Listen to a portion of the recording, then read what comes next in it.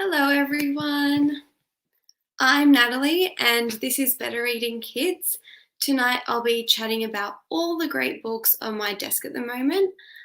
We've got a whole range of kids books to share with you all today. We have picture books, middle grade books, chapter books and YA books too, so we have a lot on our desk. I know we have many different people trying to tune in tonight, including grandparents, parents, teachers, and librarians. And this is also a live and interactive chat. So I'd love to hear what the kids in your life are reading. So just leave a comment from wherever you're tuning in, whether that's Facebook or YouTube, and we can chat all about books together. So the first one I've got here, we're starting off with picture books. Over here I've got this new book by Mem Fox and Christine Daveny. It's called Early One Morning. It's a charming book from the much loved and best-selling author Mem Fox, as I mentioned, and Christine Daveny, who's an award-winning illustrator. It's about a little boy on a hunt for breakfast around the farm, but nothing lays what he needs. That might be a hint for what type of breakfast he's looking for. We featured many of Mem Fox's books here at Better Eating Kids, and this is a great new addition to add to any of your growing collections or to start a new collection. It's great for readers age 3+, and I think that's mainly because of Christine's lovely illustrations, which you can see over here. They're vivid enough for them to understand what's going on in the story, but not too detailed that they will lose track. So it's a great way for kids to really understand what's going on, and just some gorgeous colors they'll be captured by. So yeah, I'd recommend this one for ages 3+, and I think young kids will delight in the story's guessing game and following the boy around the farm. Next up, I've got Love from Giraffes Can't Dance. This is a book from the Giraffes Can't Dance series. It's a brand new rhyming story. I featured it last week in our What Are You Reading segment, but thought it's worth mentioning again for anyone who missed out or didn't get a chance to tune in. It's about Gerald the Giraffe, who's here on the cover. He visits each of his animal friends, telling them why he loves them. It's ideal for sharing and reading around with loved ones. It's got some gorgeous, captivating illustrations by Guy Parkeries, and sorry, the author is Giles Andre. You can have a look here. Lovely somersault there. Got another one to show you. A lovely dancing giraffe. It's got lovely underlying themes of friendship, joy, and love. So great messages to send out to young kids, and yeah, ages 3+ for that one as well. So if you're just tuning in, I'm Natalie from Better Eating Kids, and we're going to be doing discussing about all the different great books that I've got on my desk at the moment. But I'd also love to hear what the kids in your life are reading, from whoever you are and wherever you're tuning in. So I'd love to know what you're talking about. We've got some comments coming in at the moment. Dipti says, my son is 10 years old. He has finished all the Rick Riordan series. Can you recommend some other books for him? I'd have to have a think. We're actually going to be talking about some middle grade books coming up, so keep watching. And I've got actually a whole stack of middle grade books perfect for his age group that might interest him. So keep an eye out and keep listening, and we'll get to that in only a minute. Dex asks, what's a good picture book for little kids? I think I'd really recommend at the moment this Mem Fox one, because Mem Fox is just obviously so well loved and is so great, and it's a great book for any young kid who's starting off with picture books. So I think this one, plus there's a whole collection of different ones that they might have fun reading all together. One of the other books that I mentioned last week in our What Are You Reading segment was this one, but its message is just so great. I had to mention it again. This is a guide to common seaweed and foraging guidelines. It's called With a Little Kelp from Our Friends by Matthew Bate and illustrated by Liz Rowland. It's an illustrated picture book that educates and inspires about how kelp can really help the climate and help our environment. There are 10,000 types of seaweed, for all of you who didn't know. I also, as an adult, found it very interesting. So I think it's a great read aloud for parents and kids to share together, suitable for ages 7+. It encourages respect for the natural world and has activities such as make your own seaweed mask for parents and kids, of course, and it teaches kids to forage for seaweed as a family. But it also has a glossary for some, key terms that are used that kids might not understand. But it's got some lovely illustrations with bite-sized information. So then all of what is being told to the kids through the book will be easily absorbed in this small amount of text and great illustrations that really illustrate what's going on.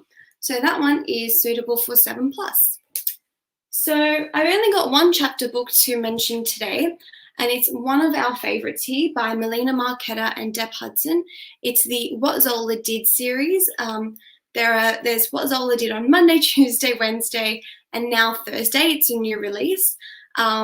It's after Zola announces a talent quest at their school fete. She starts a band with her neighborhood friends, and Thursday is their dedicated practice day. But Zola's trombone playing upsets her cranky neighbor, and then all this chaos ensues, but there's also a nice little happy ending. It's got themes of unity, friendship, and joy. It's illustrated by Deb Hudson, and I'll just show you some of the lovely illustrations. So that one's there, just an illustrated page. And then over here, that's with the text. It's got undertones of racial inclusion, respect for one's elders, and being environmentally friendly. But then again, Melina has always been a trailblazer in this regard, and she's very much loved here at Better Reading Kids, as well as the storyline and what the messages that she sends out in her books. So that's a great one for readers 6+, in my opinion. Yes, that one's a great one. So if you're just tuning in, I'm Natalie, and we're at Better Reading Kids chatting about all the great books on my desk at the moment. Please feel free to leave a comment about what your students, kids, grandkids are reading, or even if you've got some cool books, for parents to read as well. We've got a message here from Hayat saying, what a great way to educate kids about the environment. And that one's in regards to, I'm assuming, with a little help from our friends. It is a great one, and I definitely recommend it for kids of all ages, but even for definitely 7+. But I think a read aloud for younger kids as well will definitely get them on the right track. And with the activities, which are at the end, and I can show you, I've got over here a whole bunch of activities. They can really learn to forage and just do things. It's a great family activity and a way to encourage family environmental themes. So now I'm going to move on to our lovely range of middle grade books. We've got lots of them here, if I'll stand up. Okay, probably not. So we're going to start off with Penguin Bloom. This is an amazing story. I don't know if you've seen the major motion picture, but it's out there right now. I think in the cinemas, or I think you can probably watch it on Netflix soon. So this one is about Sam Bloom, who's a young mother. Her world is turned upside down after a near-fatal accident in Thailand that leaves her unable to walk. After struggling to adjust to their new situation, an unlikely ally in the form of an injured baby magpie named Penguin enters the Bloom family's world, making a profound difference to everyone, and even Sam, who's at her lowest point. This is the young readers edition, so there's Sam Bloom has written her own one, and there's also, I think, one from her husband's perspective, but this is told from the perspective of Noah, who's one of the 3 Bloom young boys. This edition speaks directly to young readers. The author uses truncated sentences and to-the-point language that really makes the story easy for readers, age+, I'd say, to follow. This perspective also introduces heavy concepts of loss, depression, and life-changing circumstances in a tender and innocent way. So it's a really great way to introduce these hard topics, but in a way that kids can absorb and understand, and also allows parents to see it from a kid's perspective, how they are absorbing, these heavy concepts of loss, depression, and whatnot. So I think it's definitely relevant, but it's also a heartfelt and tender story. So I'd recommend kids to read the Young Readers Edition, for parents to go and read Sam Bloom's one, and maybe for all of you to watch it as a movie all together as a family. So that one's that one. Next we're going to step into the realm of magic, moving on from some realism to the Golden Tower. So this is about a young girl named Sophie who's transported to the land of Tussia, if I'm pronouncing that correctly, and she accidentally saves the daughter of a wealthy family and is swept along on their journey to the Golden Tower. It's written by the award-winning Belinda Morell, who you probably know her from her books called Aussie Kids and Pippa's Island. This is a time-slip fantasy set in a magical Italian Renaissance-inspired world, and it's a great read for kids, especially who just want to dip their toes into magic or just want to step away from reality for a bit. But I'd recommend this one for readers aged 9+. Let's see. Thanks from Lillian. She's left a comment saying, thanks, Natalie, what a great segment, so educational and so informative.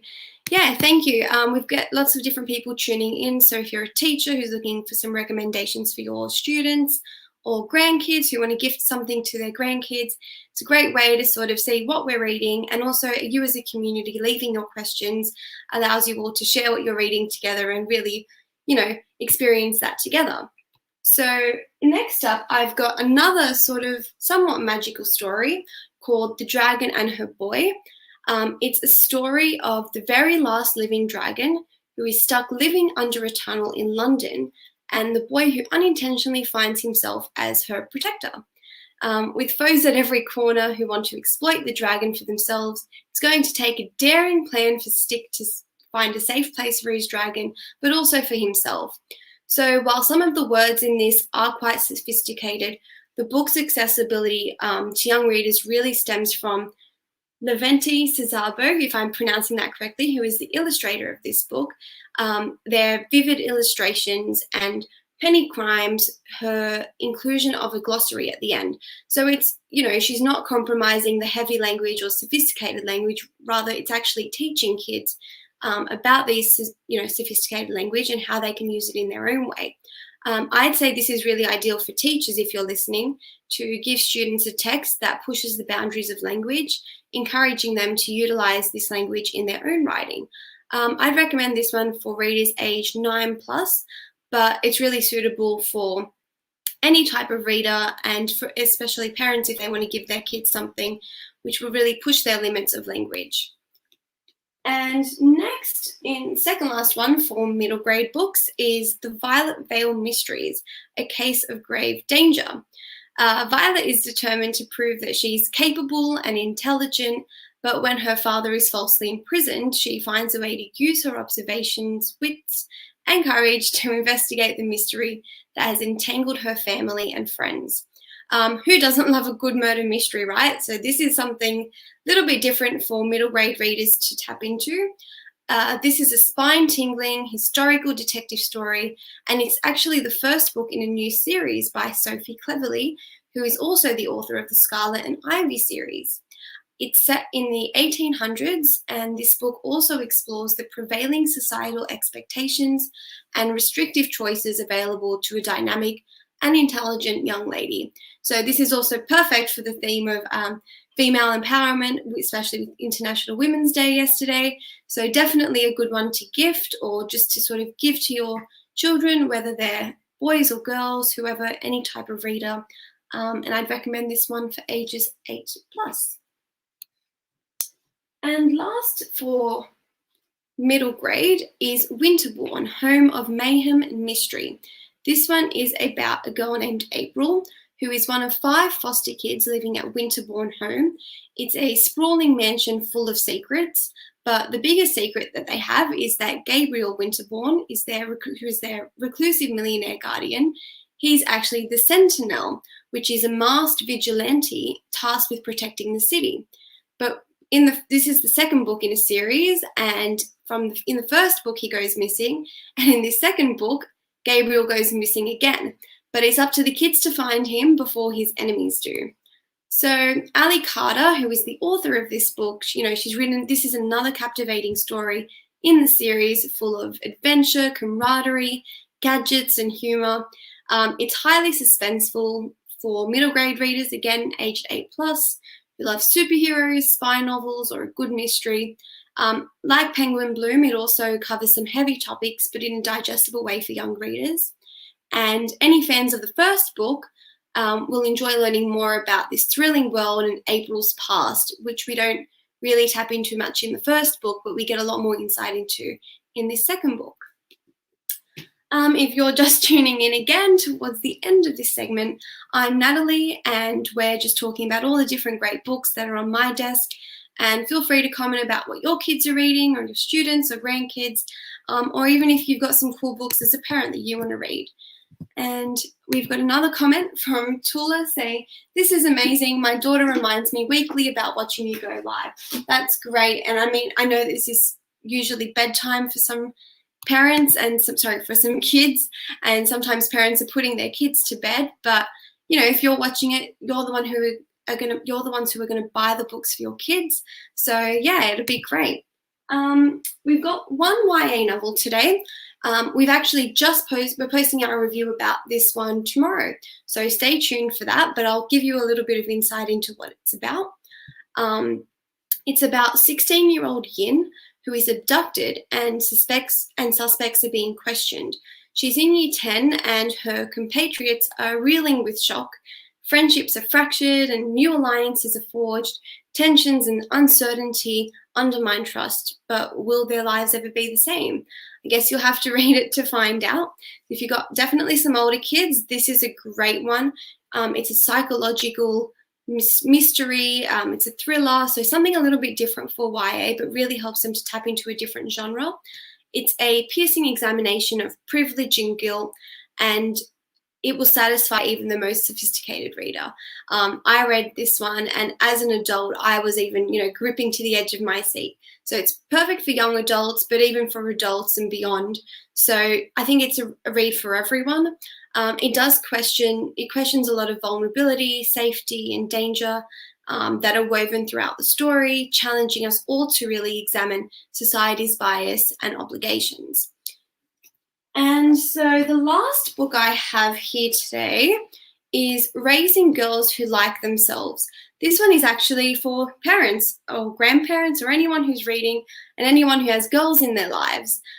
This book is imbued with the warmth and wit of a mum and dad who are in the same parenting trenches as you, fighting for their daughters' futures. It discusses 7 qualities that enable girls to thrive and arm themselves against a world that tells them that they're flawed. These form the chapters of the book. Each chapter explores why each quality is important and what you can do to instill them within your daughter. And the different obstacles that as a parent you may need to tackle and the challenges that may come your way. They're filled with chapter recaps, personal anecdotes, quizzes, and the book helps you to process, learn, and incorporate these techniques in the way that you parent. So it's not just giving you the information and saying, hey, take it and do what you can with it, but it's really giving you the tools and techniques to apply them to your parenting. So with social media and images of perfection that are circulating these days, it's imperative that girls grow up liking themselves. And this is, again, for International Women's Day, that was yesterday. This is a great book to be tuning into and reading, and definitely something that should inspire you as a parent and your daughters. So that's all I've got for me this week. We do have a lot of exciting things happening on our page. So we've got some book reviews coming out within the next few days, especially on The Dragon and Her Boy and The Gaps, which I just mentioned as well, the YA novel. We've got a competition coming up as well, which is on The Dragon and Her Boy. So keep an eye out for that coming up on Friday night.